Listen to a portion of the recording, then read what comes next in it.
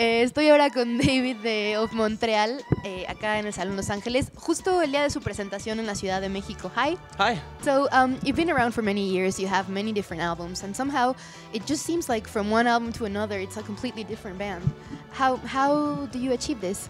Well, I mean, that's mostly Kevin, you know. He doesn't like writing the same song over and over and over again. Like a lot of people are content to put out an album that sounds exactly like their last album, whatever.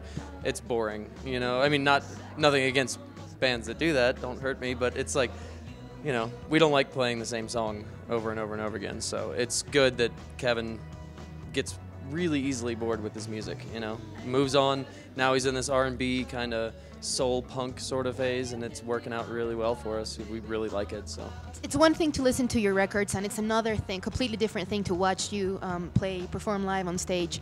When you're in the studio, when you're or rehearsing or whatever, are you thinking of the live show? Like how much of it is in the music?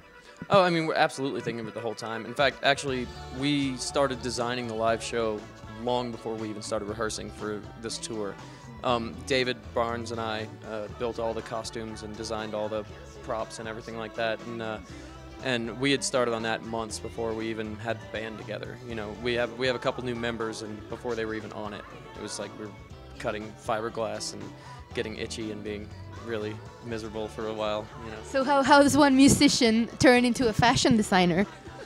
I wouldn't even call it fashion, because if I saw somebody wearing what we make on on the street, it'd be like, whew, that guy, he don't know anything.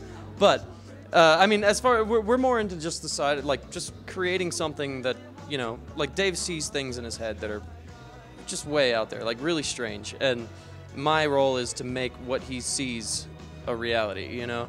So he saw these fish puppets with gas masks and robot legs, and I made them. You'll see one of them tonight. And, you know, these skull kids, I don't think we got those over here, unfortunately, but it's just, you know, we want to kind of try to, in a way, take everybody to like a different universe, you know, totally different plane of existence. There's a whole cast of characters, and try to make it to where when you go and see a show, you're not just watching a band perform, you're kind of transported into this alternate reality.